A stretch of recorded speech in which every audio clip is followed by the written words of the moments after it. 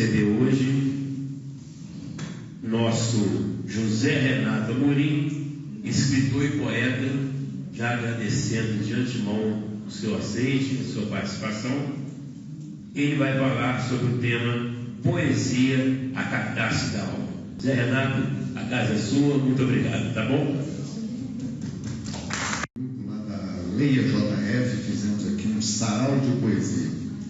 E agora fui convidado, fiquei muito alegre de poder voltar. Obrigado aí, Paul, equipe, pelo convite, de poder estar de alguma maneira dividindo com vocês aqui. Eu nem chamaria isso de palestra, mas um momento aqui de dividir algumas experiências, de dividir um pouco da poesia com vocês. O Projeto Sol é um nome bem adequado, inclusive, para uma noite de poesia, né? Porque a poesia tem muito a ver também com o sol, luz, calor. E aí, quando a gente fala de abraço, o afeto, então tudo se fecha. E é muito bom estar com vocês aqui. A gente agradece também aqueles que têm dado todo o suporte, o hotel, os parceiros, aqueles que têm colaborado para que esse projeto continue com sucesso. Mas eu queria fazer um agradecimento especial a vocês que estão aqui. Por um motivo, vocês estão dando hoje, para mim, o ativo mais precioso da vida, a coisa mais cara, que aliás não tem nem preço, que se chama tempo. Eu lembro quando eu dava treinamento, às vezes eu brincava, levava aquele relógio de pêndulo, né? Aqueles que vão para a direita e para a esquerda, e perguntava, para onde está indo? Para a direita ou para a esquerda?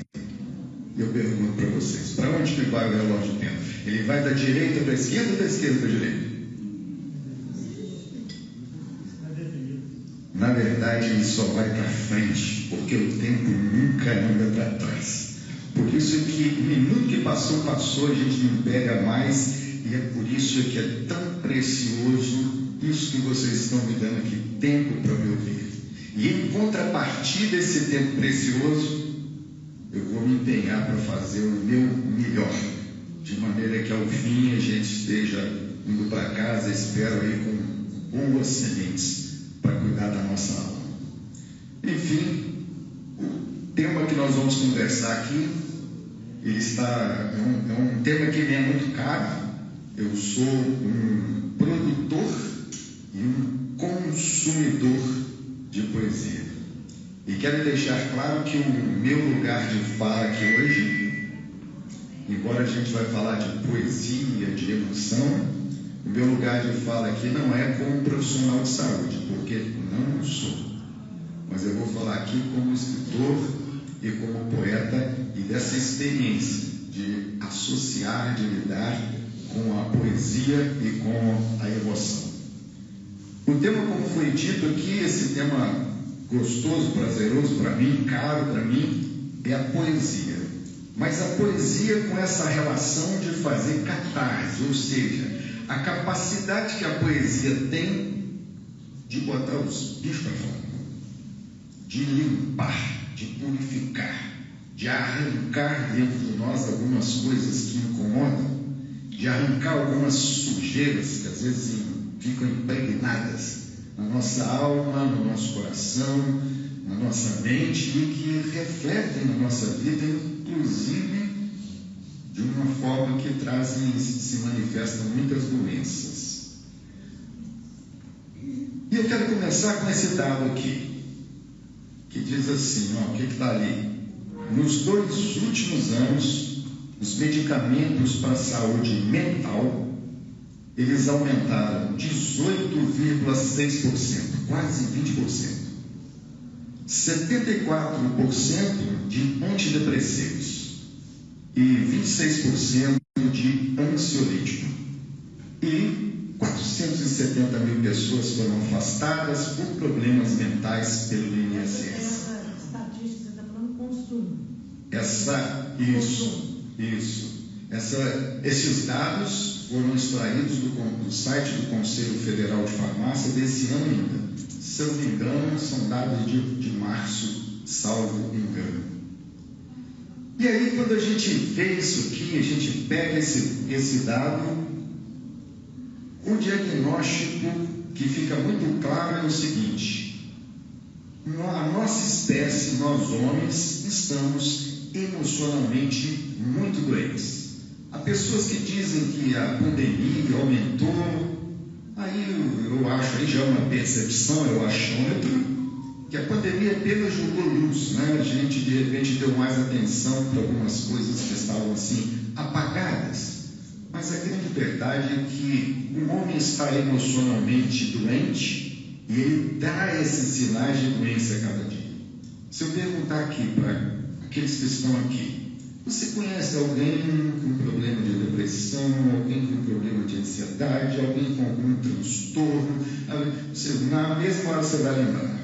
Ou temos alguém na nossa família, temos alguém dentro da nossa casa, temos alguém no nosso trabalho, temos alguém no vizinho. E se você procurar muito e não achar, é porque deve ser você essa pessoa.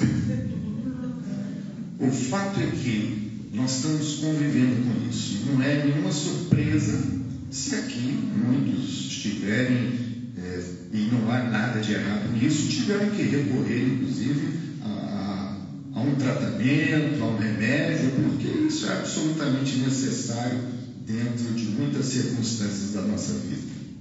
Mas, como eu disse aqui, o meu lugar de fala não é como médico, não é como terapeuta, não é como psicólogo.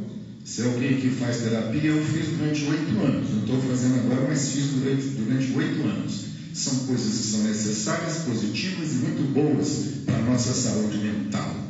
Mas eu queria falar que não apenas os fármacos tradicionais podem nos ajudar com as nossas enfermidades da alma.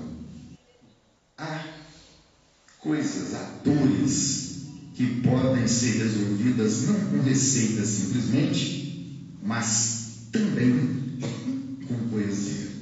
E é essa experiência da poesia como um ajudador para trabalhar nas questões emocionais é que nós vamos conversar agora com vocês. Esse diagnóstico a gente já tem, que estamos doentes, mas como a poesia pode nos ajudar nessa situação? Bom, eu quero pedir aqui licença para ler um pequeno texto aqui de uma pessoa quase não conhecida na poesia, né, que é Carlos Drummond de Andrade, né? Ninguém aqui já ouviu falar dele, né? Brincadeira, eu sei que todos já ouviram falar de Carlos Drummond. E eu vou ler um texto aqui dele, que ele escreveu em 1977.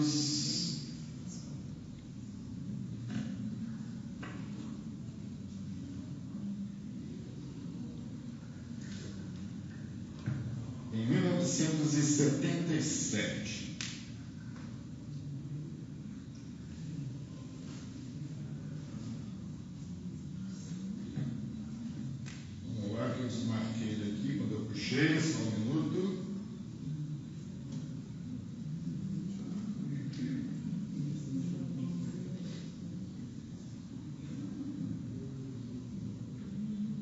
Ele diz o seguinte, isso foi publicado no Jornal do Brasil na época, onde ele fala que se ele tivesse mais saberes pedagógicos, ele ia solicitar às escolas que o primeiro ensino fosse a poesia, para que através dela as pessoas pudessem cuidar da alma, pudessem através da poesia fazer o seu primeiro aprendizado e produzir, inclusive, muito mais criatividade.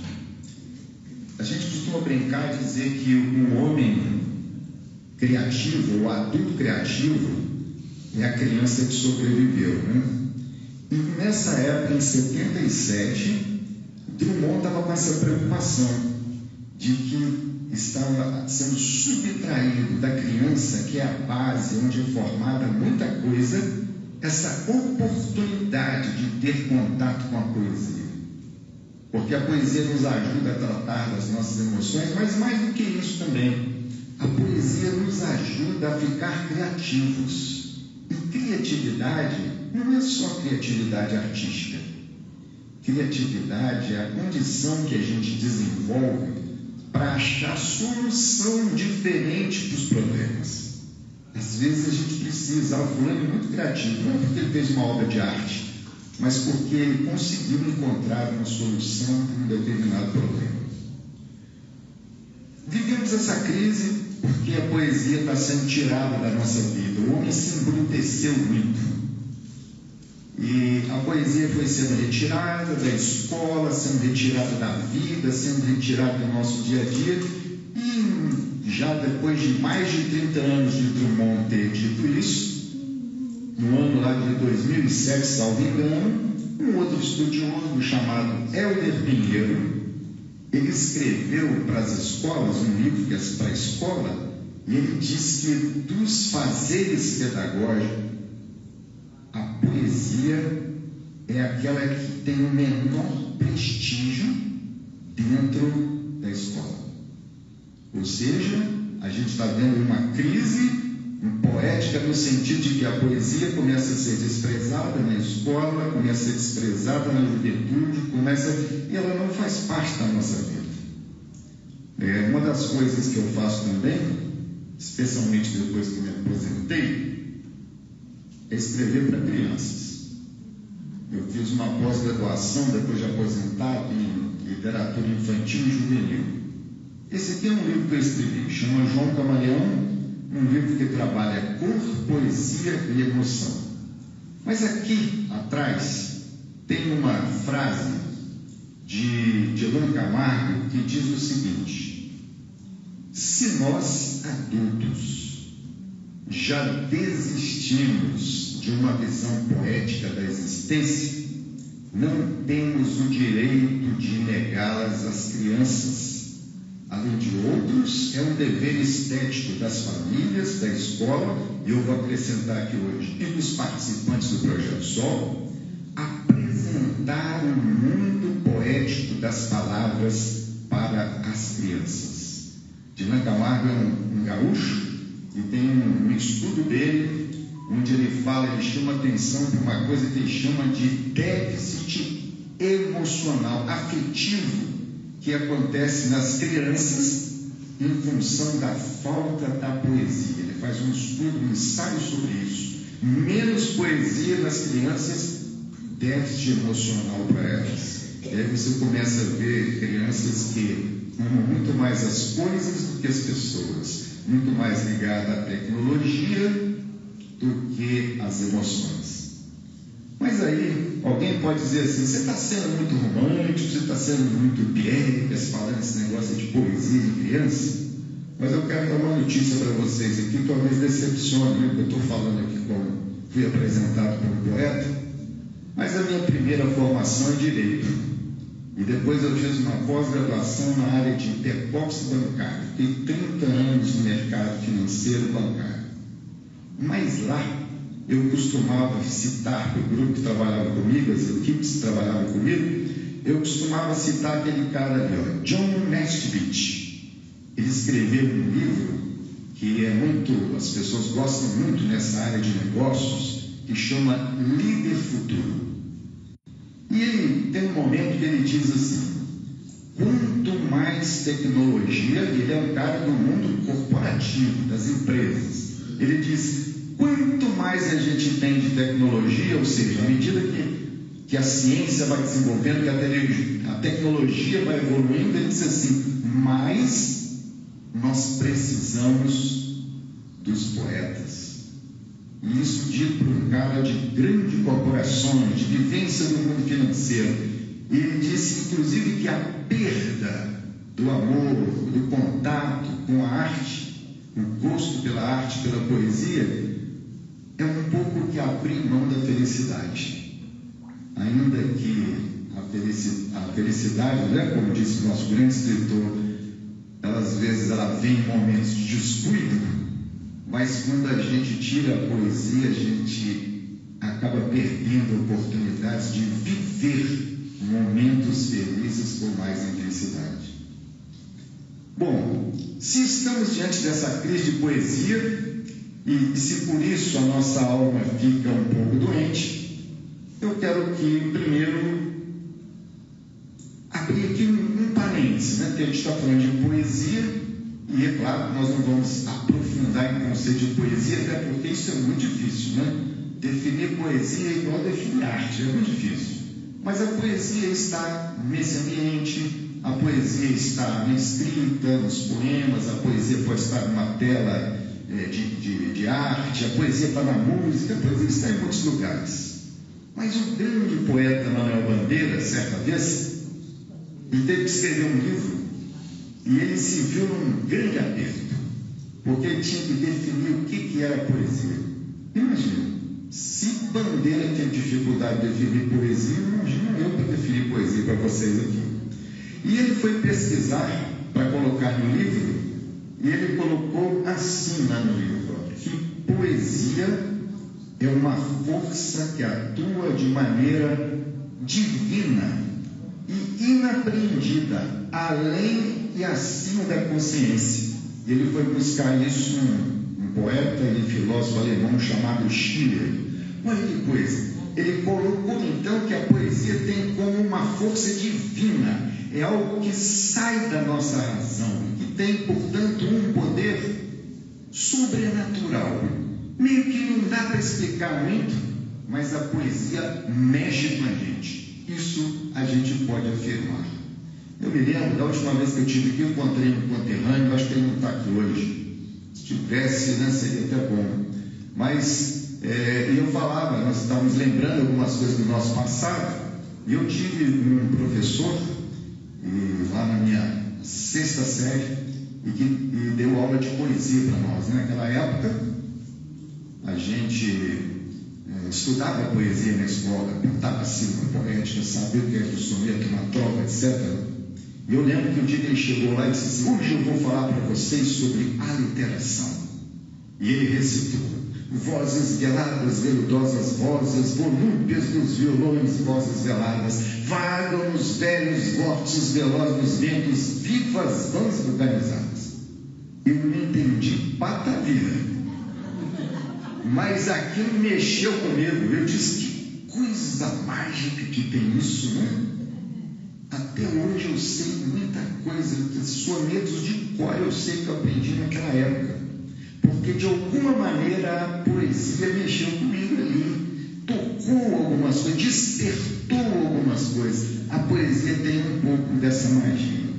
Nós estamos falando aqui, no meu caso específico, da forma de poesia como poemas, é a poesia escrita.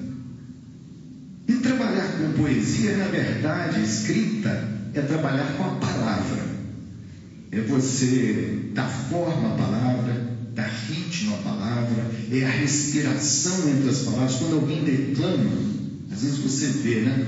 Um que lê simplesmente, o outro declama, só o fato daquela respiração ali diferente, mais acertada, já dá um sentido à palavra e aquilo mexe com a gente. E essa sonoridade da palavra cria essa magia, essa coisa diferente que toca no nosso emocional. Mas se a gente avançar mais, a gente começa até a descobrir outras coisas interessantes. Começa a descobrir que na poesia pode ter cheiro, que a poesia pode ter gosto. E existe um poema, acho que não vou ler aqui não, mas depois a gente pode até deixar aí, para a gente não estender, mas que fala dos 5 sentidos da saudade, onde o poeta ele fala da saudade no sentido do toque, no olhar, no sabor, e ele vai fazendo uma viagem na vida dele, falando sobre a saudade, o que não deixa de ser uma forma terapêutica dele lidar com o passado dele. Então a poesia tem essa questão maravilhosa de tocar a nossa alma e nos ajudar a lidar com muita coisa. Mas prosseguindo, nós falamos que o sentido aqui é falar então com a poesia como catarse, para botar para fora as coisas que nos incomodam. Quem nunca quis sentir uma dor da traição, de um amigo que traiu, de uma pernada que recebeu lá no negócio? Quem nunca sentiu a dor da enganação? de um desejo que se frustrou, ou pelo menos adiou. Quem nunca sentiu uma dor de cotovelo? A dor faz parte da nossa vida, isso é normal. Apesar da gente ter hoje essa ditadura da felicidade, né? Que hoje você tem que ser um super-homem, assim. Basta você ser uma pessoa maravilhosa, bonita, rica, realizada, um poliglota, gentil, elegante, gostoso. Opa, né? Tem que ser tudo. E ainda tem as redes sociais para a gente ficar comparando, né? Tem sempre alguém melhor que a gente vive essa ditadura da felicidade.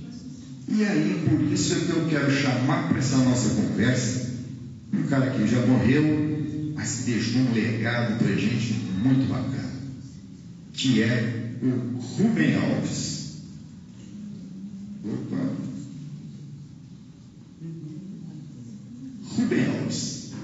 Rubem Alves escreveu um texto que é: ostra feliz não faz pérola.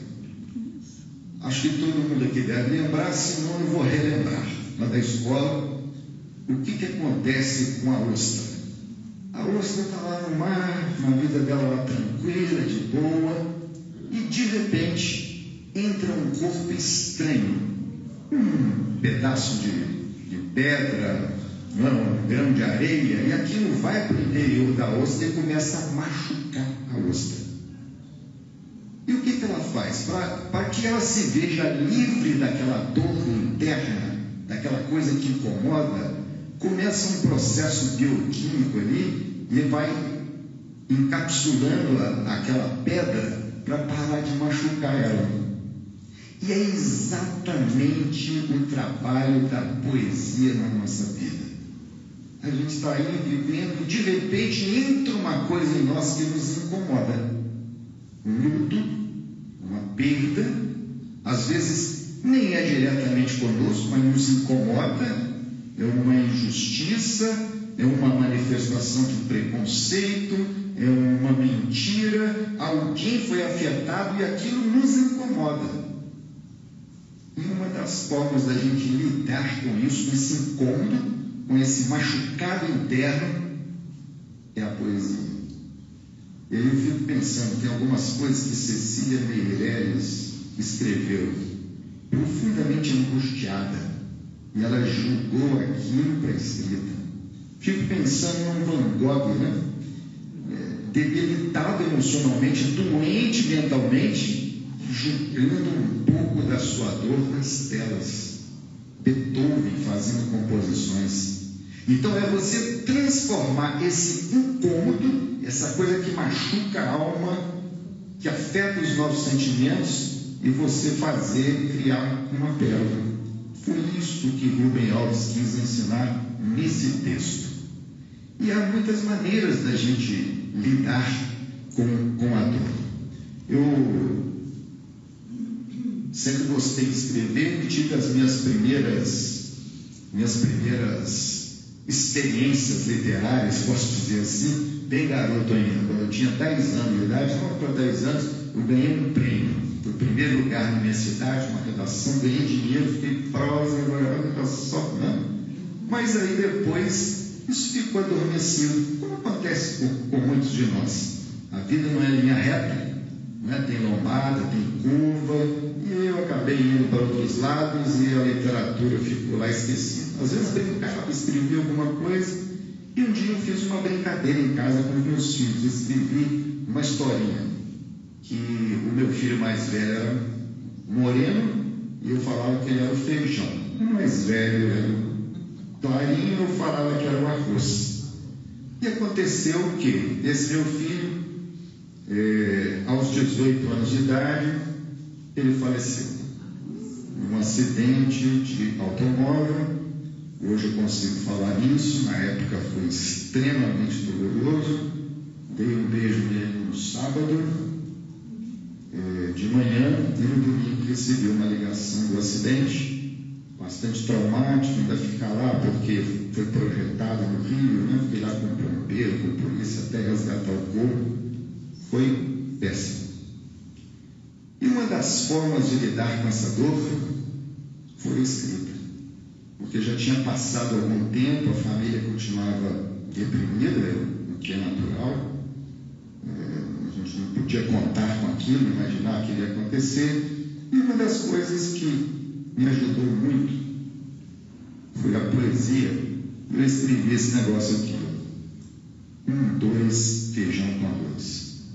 Tem até as carinhas dos meninos aqui pequenininhos, dos dois, né? Um permanece, o mais novo está hoje com 34 anos, já vai me dar o segundo neto, e o outro se foi, colhido aí pela vontade de Deus. E isso aqui foi uma terapia para a família. Depois acabou até aqui, porque foi um jeito de eu dizer para a família o seguinte: olha, porque aqui vai até início da adolescência. Foi um jeito de dizer assim: gente, a vida precisa continuar. As dores estão aí, não tem jeito, a gente tem que lidar com isso, mas a vida continua. Vamos continuar. E aí aconteceu até depois disso que esse livro aqui até foi publicado depois por uma editora, essa aqui, transformaram ele em uma coisa mais profissional, que esse não tem foto deles, que o outro era uma coisa só para a família e os amigos. Mas como que a poesia nos ajuda nesses momentos? Isso aqui é só de curiosidade, não tem nada a ver com a palestra não, mas o sentido da vida para criança, um livro filosófico para criança que eu escrevi também, só de curiosidade. Mas quando eu estive aqui no Sarau de Poesias, eu li um poema aqui que estava relacionado com esse momento da minha dor, com esse momento do meu filho ter morrido. Porque embora eu já estivesse fazendo na época terapia, tive que tomar até uns remedinhos para poder dormir, porque eu não conseguia dormir, essas coisas da nossa fragilidade, da nossa limitação, às vezes você acha que a coisa está resolvida, mas não está, E lá dentro você está remoendo aquilo, e eu me dei conta disso numa madrugada, porque eu tive um sonho. Eu sonhei que eu declamava um poema em homenagem a esse meu filho que morreu. E quando eu acordei do sonho, eu lembrei da primeira estrofe. E aí escrevi essa estrofe. E depois, no dia seguinte, agora eu vou completar essa poesia. Vou ler para vocês esse poema. Ele está nesse livro aqui, que é um livro que eu também publiquei de poesia, que se chama Sob a Luz da Poesia.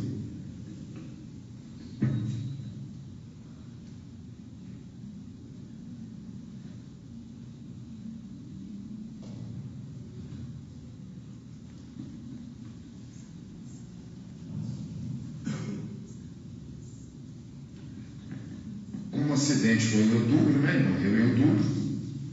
Então o poema se chama Outubro de Saudade. Então o pessoal aqui da primeira vez pediu que eu enviasse cópia, Parece que a cópia foi enviada já. Que diz assim: quando outubro chegar, trazendo as lembranças da dor, lembra dos bons momentos e do amor. Quando outubro chegar com aquele ar de luto, traz à memória aquele sorriso maroto e astuto. Quando outubro se impuser com aquele peso do tempo, recorda que a vida é bem mais que um momento. Quando outubro se impuser com a imagem do mármore frio e da cruz, lembra que acima do céu brilha a luz. Quando outubro se for carregando histórias bonitas, recorda que as mais belas no coração estão escritas. Quando outubro se for deixando aquele ar de definitivo, recorda da fé que aponta caminho alternativo. Então é assim, em memória ao meu filho Guilherme. Bem,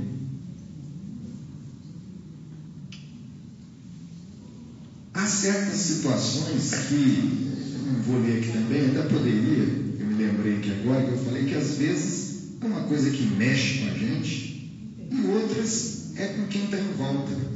Eu tenho um poema nesse livro aqui muito engraçado que chama Vampiro Deprê. Por que eu escrevi um vampiro deprê?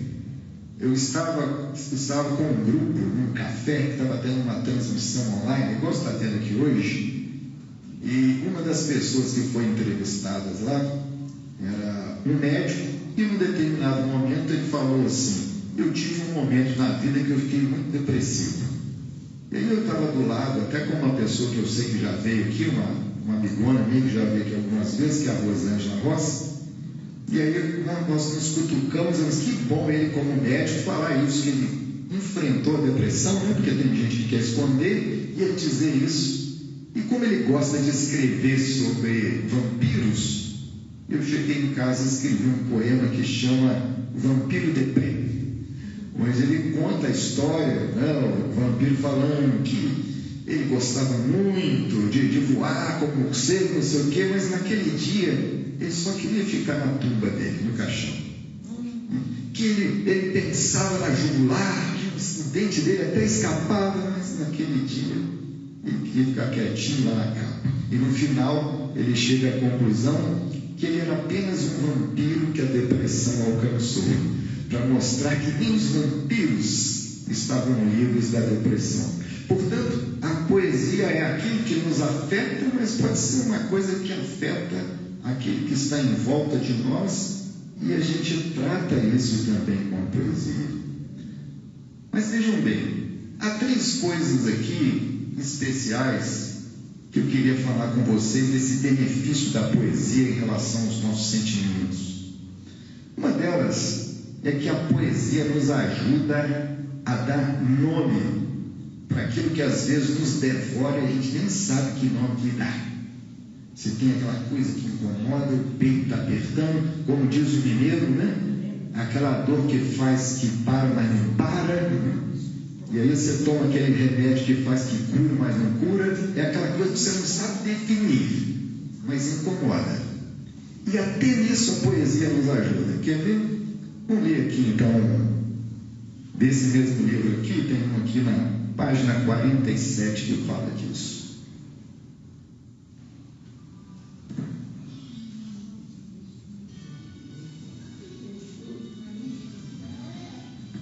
Que se chama Dor Estranha. Coisa estranha, estranha coisa que não sei definir. É coisa concreta, pois incomoda, mas é abstrata para definir. Alguém já viveu isso? É cômodo, você não sabe o que é, mas te perturba, tira o sono, aperta o peito. Coisa estranha, estranha coisa, dói no peito, dói na alma. Um diagnóstico reclama. Cadê remédio para aliviar as minhas entranhas? Coisa estranha, dor estranha, difícil diagnóstico, distante remédio. Mas a dor é sempre presente. Isso já não estranho. A poesia nos ajuda, portanto, a nomear. A gente às vezes expressar, né? Assim como falar é curativo, quando você começa a escrever, e às vezes até de forma figurada algumas coisas, você começa a perceber de fato que dores são essas que estão latentes e que nos incomodam. A poesia nos ajuda a espelhar. A poesia luz, né? Então ela ajuda a gente a se ver no espelho, ajuda a identificar algumas coisas na nossa vida. E a poesia, ela cria beleza a partir do caos. A coisa está terrível e de repente com a poesia você consegue criar situações assim muito interessantes. Eu vou tomar a liberdade aqui de ler alguns aqui poemas que são conhecidos, de pessoas famosas, para ver como é que eles fizeram para transformar um caos em beleza. Quer ver? Vocês sabem que Vinícius de Moraes quase não casou na vida, né? Era um cara que não gostava muito de casamento, não, né? Casou várias vezes. Era aquela filosofia que o amor é eterno enquanto dura, e ele foi casando. E tem um soneto dele que se chama Soneto da Separação. Quer dizer, na hora da dor da separação, que é uma dor que incomoda, talvez aqui alguns já tenham vivido, então na hora daquela dor, o que ele faz? Ele diz assim: de repente, o riso se fez preto, silencioso e branco como a bruma, e das bocas unidas fez-se espuma, e das mãos espalmadas fez-se o espanto. De repente, da calma se fez o vento, que dos olhos desfez a última chama, e da paixão fez-se o pressentimento, e do momento móvel fez-se o drama. De repente, não mais que de repente, fez-se de triste o que se fez amante, e de sozinho o que se fez contente. Fez-se do amigo próximo distante, fez-se da vida uma nova aventura errante, de repente, não mais que de repente. E ele então trata dessa separação, da dor da separação, através da poesia. Vamos pegar aqui um aqui forte. Por exemplo, Castro Alves, no livro Vozes da África. Olha como ele expressa, como ele trata a dor e a indignação dele na poesia. Vi a ciência desertar do Egito, vi meu povo seguir judeu maldito, trilho de perdição. Depois vi a minha prole desgraçada pelas garras da Europa, arrebatada, amestrado falcão. Cristo, embalde morreste sobre o monte, teu sangue não lavou a minha fronte, a mancha original. Ainda hoje são, por farda de verso, meus filhos, alimárias do universo, e eu, pasto universal. Que dor que devia estar sentindo esse homem, e ele joga isso através da poesia. Põe para fora, né? Até hoje, isso fala conosco. Mas a poesia pode ser social também, né? Goulart, por exemplo, olha o protesto que ele fez, incomodado com a injustiça da vida. Ele diz assim: o preço do feijão não cabe no poema, o preço do arroz não cabe no poema, não cabe no poema o gás, a luz e o telefone, a sonegação do leite, da carne, do açúcar e do pão. O funcionário público não cabe no poema com seu salário de fome em sua vida fechada em arquivos. Então a indignação dele vendo um momento injusto, uma sociedade injusta, desigual, ele joga isso na poesia, ele trata aquela dor da alma através da poesia. E, sem querer alongar muito, mas às vezes até, né, tratando de tristeza e felicidade, Vinícius escreveu assim: tristeza não tem fim, felicidade sim. A felicidade é como a pluma que o vento vai levando pelo ar, voa tão leve, mas tem a vida breve, precisa que haja vento sem parar. A felicidade do pobre parece a grande ilusão do carnaval.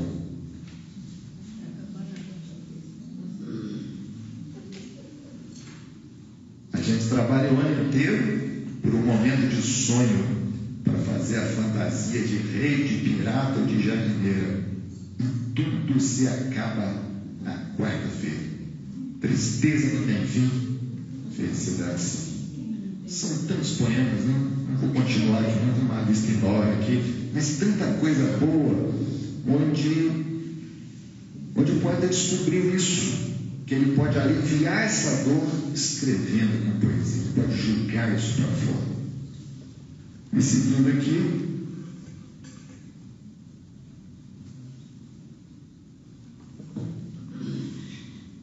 a gente viu então que o diagnóstico é a alma doente, o homem doente. A gente apresentou aqui uma proposta para cuidar dessa dor, que é a poesia, mas talvez alguém diz assim: eu não sei, não gosto disso, não levo muito jeito para isso, não estou acostumado com isso. Então eu queria fazer aqui para vocês aqui, uma associação, desejando que isso fique gravado aí na mente de vocês. Nós vamos conjugar o verbo ser na poesia. Isso aqui é um acróstico, né? Ser. S-E-R, está no letra azul. E a primeira coisa, o convite para quem quer entrar na poesia, a primeira coisa, seja criança. Seja criança. A Adélia Prado, né, nossa grande escritora mineira, certa vez ela disse assim: às vezes Deus me tira a poesia. Eu olho uma pedra só vejo pedra. Carlos Monte Andrade viu uma pedra e se sentiu uma pedra no caminho. Nunca me esquecerei disso, na vida das minhas retinas alcançadas, que havia uma pedra no caminho. Que a pedra fez poesia. O homem que tem a poesia, ele consegue enxergar o mundo diferente. Para ele não é só um para cá e outro para lá, ou é preto ou é branco. Ele vê alternativas, ele vê opções, ele vê além. A poesia nos permite ver isso, ver o além. Seja criança, não tenha medo de ser ridículo, não. Segunda coisa, escreva. Escute, não foi isso com a poesia. Quando eu voltei, eu contei para vocês da minha experiência, da minha perda. Quando eu voltei a escrever, eu comecei a ir numa reunião que era uma reunião de contação de história. Eu não conhecia o Projeto Sol na época, não sei se nem se existia, mas eu estava precisando me socializar naquele momento. E eu fui lá no Museu de Crédito Real, tinha uma contação de história para adulto. Olha só. Aí chegava lá, o pessoal contava história, só gente grande contando história. E eu cheguei lá tímido, né, assim, não conseguia falar nada, né? Só falava assim, obrigado, boa noite quando chegava e boa noite quando ia embora. Mas teve um dia que eu fiquei incomodado, eu não contribuo com nada, esse pessoal contando história aqui. Eu escrevi uma poesia em homenagem aos contadores de história. E aí, essa poesia teve um concurso nacional e essa poesia foi premiada, acredita? E até me encorajou a escrever, que eu falei, não é que ganhei um prêmio com a poesia? E eu vou ler para vocês porque ela é um convite a gente se envolver e a gente ter coragem também de dividir as coisas, porque isso também é terapêutico. A poesia se chama Conta Zé. Está nesse livro aqui, na página 121. E eu não estou fazendo propaganda do livro não, tá, gente? É porque a intenção é mostrar que o que eu estou trazendo aqui é perfeitamente factível, né? Então, por isso que eu estou associando algumas coisas que eu mesmo escrevi. Mas vamos lá. Sem óculos não dá.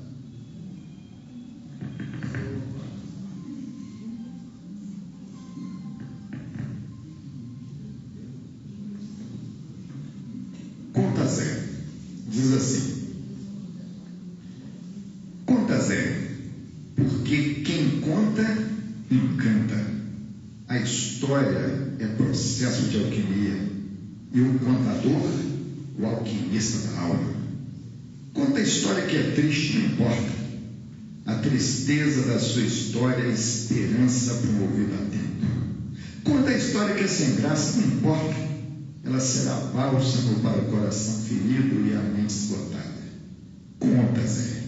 Conta as histórias de criança, não importa, não se sinta ridículo, pois atrás de todo homem há uma criança desejando acordar. Conta as histórias da adolescência, não importa. Reviver a adolescência é resgatar o espírito crítico e aventureiro. Conta as histórias de adulto, não importa o final, porque de amores e desamores se constrói a vida final.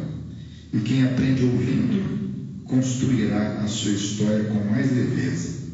A sua narrativa é um lenço a secar as lágrimas de tristeza. Conta, Zé, sua história é real, sua ficção, não importa. Se há métricas, versos livres, se é um poema, uma prosa, não faz diferença. O que vale é o poder transformador de cada história. Conta, Zé, que a magia acontece, a alma inebriada entorpece, o coração aquece. Conta que a bondade brota e a criatividade se revela como mãe. E quem ouve sai acalentado, renovado e querendo ouvir mais. Conta, Zé. Eu espero que vocês façam isso. Escrevam, se envolvam com a poesia, para que no final, a última letra lá, você possa fazer o resgate da leveza da alma, possa botar para fora os bichos, manda fora aquilo que está incomodando. queria propor aqui, antes da gente encerrar, um exercício poético. Ali a gente tem 4 quadros. Um mais escuro, uma lua, uma paisagem outonal, as folhas caindo. Um ali está um pouco, mas não está tão boa, mas é uma área desértica. E aqui o mar formando uma tempestade. Mas você pode criar aí um outro quadro na sua cabeça. De repente você prefere um mar calmo, um barquinho, um sol com água de coco na praia. Está valendo também. Mas qual quadro desse que de repente representa melhor a nossa vida hoje? É um exercício poético. E de repente assim, a minha vida hoje está aquilo ali, ó.